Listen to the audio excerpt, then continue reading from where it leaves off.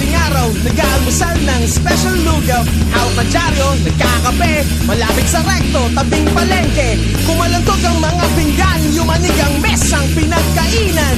Bigla nabuhay ang mga putahe, patakbong tumakas papuntang kalye.